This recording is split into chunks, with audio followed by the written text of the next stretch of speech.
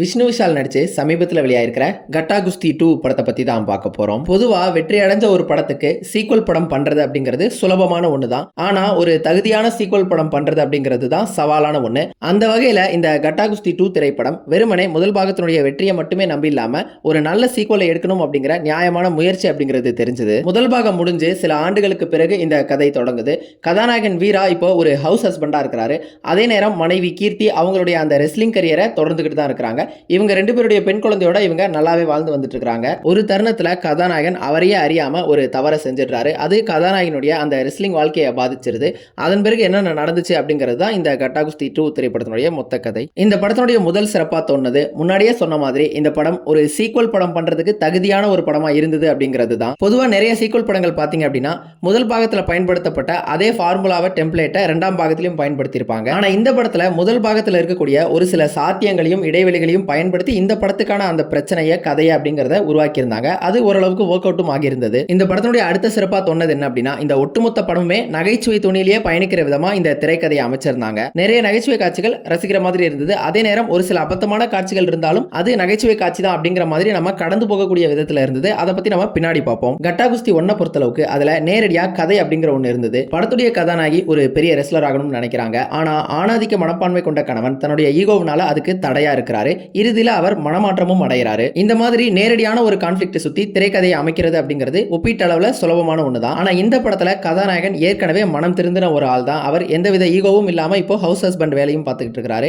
அப்படி இருக்கும் பொழுது அந்த கான்ஃபிளிக்ட் உருவாக்குறது அப்படிங்கிறது தான் சிரமமான ஒண்ணு. ஆனா இந்த திரைக்கதையில எங்கேயுமே திணிக்கப்பட்ட உணர்வு இல்லாம இயல்பாவே ஒரு கான்ஃபிளிக்ட் உருவாக்கி இந்த ஒட்டுமொத்த படத்தினுடைய அந்த சுவாரஸ்யத்தையும் தக்க வச்சிருந்தாங்க. படத்துடைய முதல் பாதியை பொறுத்தளவுக்கு பெரும்பாலான காட்சிகள் இவங்க குடும்பத்தை சுத்தியே தான் நகருது. அதை தொடர்ந்து கதாநாயகன் ஏற்படுத்தக்கூடிய அந்த பிரச்சனை அப்படின்னு இது எல்லாமே சேர்ந்து ஓரளவுக்கு ஒர்க் ஆக தான் செய்யுது. ஆனா இதுல குறையா தோணுன ஒண்ணு என்ன அப்படின்னா என்னதான் இந்த படத்தினுடைய அந்த மைய பிரச்சனை சுவாரஸ்யமா இருந்தாலும் கூட இது இப்போ அவ்வளவு பெரிய பிரச்சனையா அப்படிங்கிற அந்த கேள்வி திரும்ப திரும்ப வந்துகிட்டே இருந்தது. ஆனா இந்த திரைக்கதையில பாத்தீங்க அப்படின்னா இத ஒரு பெரிய பிரச்சனையா கருதி இதை நம்பியே இந்த முழு படத்தையுமே நகர்த்தி இருக்காங்க. ஆனா ஒரு நல்ல விஷயமா இந்த படத்தினுடைய இரண்டாம் பாதி முதல் பாதியை விடவுமே சுவாரஸ்யமாவே இருந்தது. அந்த இடங்கள்ல நகைச்சுவை மற்றும் எமோஷன் இந்த திரைக்கதையில எங்கேயுமே அதீதப்படுத்தாம சரியான விதத்துல இருந்தது. கட்டா குஸ்தி 1 படத்துல இருந்தே பார்வையாளர்கள் எதிர்பார்த்து காத்துக்கிட்டு இருக்கக்கூடிய ஒரு சீக்வன்ஸை நோக்கி தான் இந்த ஒட்டுமொத்த படத்தினுடைய முடிவுமே நகர்த்தப்பட்டிருக்குது. அந்த ஒரு தருணமும் பார்வையாளர்களை மகிழ்விக்கக்கூடிய விதத்துல இருந்தது கூடுதல் சிறப்புன்னு சொல்லலாம். ஆனா அந்த ஒரு இடத்துல உறுத்தலா இருந்தது யோகி பாபு தான். காட்சி சுவாரஸ்யமா போயிட்டு இருக்கும் பொழுது அந்த சுவாரஸ்யத்தை குறைக்கிற விதத்துல அவருடைய வர்ணனை அப்படிங்கிறது இருந்தது. அந்த கமெண்ட்ரி அப்படிங்கிறது நிறைய இடங்கள்ல எரிச்சலை தான் உண்டாக்குனது. அதுக்கு பதிலா கதாநாயகன் சார்பா கருணாசையும்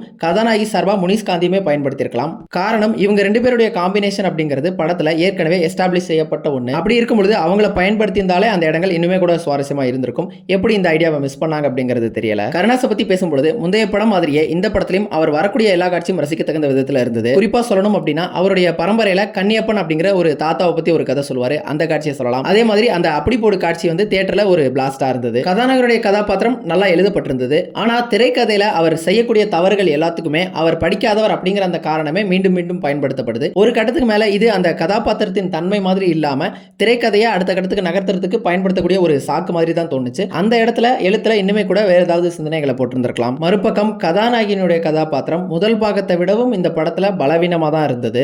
ஒவ்வொரு முறையும் இந்த திரைக்கதையை அடுத்த கட்டத்துக்கு நகர்த்துறதுக்கு கதாநாயகனை தவறா புரிஞ்சுக்க வேண்டிய ஒரு கட்டாயத்துக்கு தள்ளப்படுறாங்க.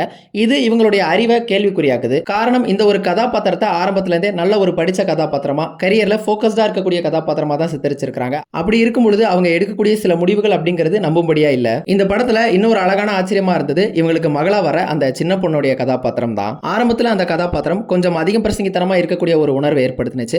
ஆனா கதை நகர நகர அதுவே அந்த கதாபாத்திரத்தின் தன்மையா மாறி ரசிக்கும்படியாகவும் இருந்தது. குறிப்பா அப்பாவுக்கும் மகளுக்கும் இடையிலான அந்த பாண்டிங் அப்படிங்கிறது நல்லா இருந்தது. கதாநாயகன் மகளுக்கு ஒரு கதை சொல்லக்கூடிய காட்சி ஒன்று வரும். அந்த ஐடியாவும் நல்லா இருந்தது. அந்த காட்சியுமே உணர்வு பூர்வமா இருந்தது. இந்த படத்துல கருணாஸ் பயன்படுத்தப்பட்டிருந்த விதமும் சிறப்பா இருந்தது. போன படத்துல அந்த ஒரு கதாபாத்திரம் அப்படிங்கிறது முழுமை அடைஞ்சிருக்காது. அந்த கதாபாத்திரத்துக்கு ஒரு க்ளோஷர் அப்படிங்கறத கொடுத்திருக்க மாட்டாங்க. அந்த கதாபாத்திரத்தை திறந்தே வச்சிருந்த காரணத்தினால இந்த படத்துல அந்த தன்மையை பயன்படுத்தி நிறைய காமெடியை உருவாக்கி இருந்தாங்க. அது எல்லாமே ரசிக்கும்படி இருந்தது. ஆனா அதே நேரம் அந்த ஒரு கதாபாத்திரத்தை முழுக்கவே ஒரு மோசமான மனிதரா சித்தரிக்காம அவருடைய அந்த சாரம் கெட்டிடாம அதை பயன்படுத்தி அந்த காமெடி காட்சிகளை உருவாக்கி இருந்தது அப்படிங்கிறது ஒரு சிறப்பான விஷயமா இருந்தது. இந்த படத்தினுடைய ஒரு மிகப்பெரிய பிரச்சனையா தோணுது வில்லன் கதாபாத்திரம் தான். அவரு ஒரு நம்பும்படியான மனிதர் மாதிரியோ அல்லது ஒரு கதாபாத்திரம் மாதிரியோ தோணாம திரைக்கதையில கான்ஃபிளிக்ட் உருவாக்குறதுக்கு பயன்படுத்தப்பட்ட ஒரு டிவைஸ் மாதிரி தான் தோணாரு. அவர் பல குழப்பங்களை உள்ளடி வேலைகளை செய்யறாரு. ஆனா அதுக்கு பின்னாடி இருக்கக்கூடிய அந்த நோக்கங்கள் இதெல்லாமே கன்வின்சிங்கா இல்லவே இல்லை. எல்லாத்துக்கும் மேல முதல் பாகம் மாதிரியே இந்த பாகத்திலும் ஒரு கோச்ச வில்லனாக்குனது அயற்சி அளிக்கக்கூடிய விஷயமா தான் இருந்தது. அடுத்ததா இந்த படத்தினுடைய கிளைமேக்ஸ் என்னதான் ரசிக்கும்படி இருந்தாலும் கூட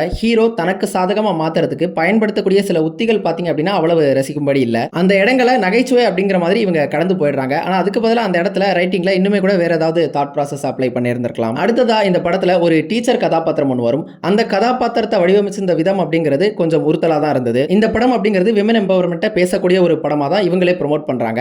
அப்படி இருக்கும் பொழுது அந்த ஒரு டீச்சர் கதாபாத்திரத்தை கொஞ்சம் செக்சுவலைஸ் பண்ணி காட்சிப்படுத்தின மாதிரி தான் எனக்கு தோணுச்சு. எங்கேயுமே ஸ்கூல்ல இந்த மாதிரியான டீச்சர் இருப்பாங்களா அப்படிங்கிற அந்த கேள்வியுமே வந்தது. சாதாரண கமர்ஷியல் படத்துக்கு இந்த ஒரு கேள்வியை நம்ம எழுப்ப போறது கிடையாது. ஆனா இந்த படம் பெண்களுக்கான படம், விமன் எம்பவர்மெண்ட்டை பேசக்கூடிய ஒரு படம் தான் ப்ரோமோட்டே பண்றாங்க. அப்படி இருக்கும் பொழுது இந்த ஒரு குறையை சுட்டி காட்ட வேண்டியது அவசியமா இருக்குது. மொத்தத்துல இந்த கட்டா குஸ்தி 2 ஒரு குறையே இல்லாத சீக்வல் படம்னு சொல்லிட முடியாது. ஆனா என்டர்டெயின் பண்ணணும் அப்படிங்கிற அந்த நோக்கத்தை இந்த படம் பூர்த்தி செஞ்சிருது. விருப்பம் இருக்கிறவங்க ட்ரை பண்ணி பாருங்க. நீங்க இந்த படத்தை பார்த்திருந்தீங்க அப்படின்னா உங்களுக்கு இது என்ன மாதிரியான உணர்வை ஏற்படுத்துனுச்சு அப்படிங்கறத கமெண்ட்ஸ்ல சொல்லுங்க. Thank you all.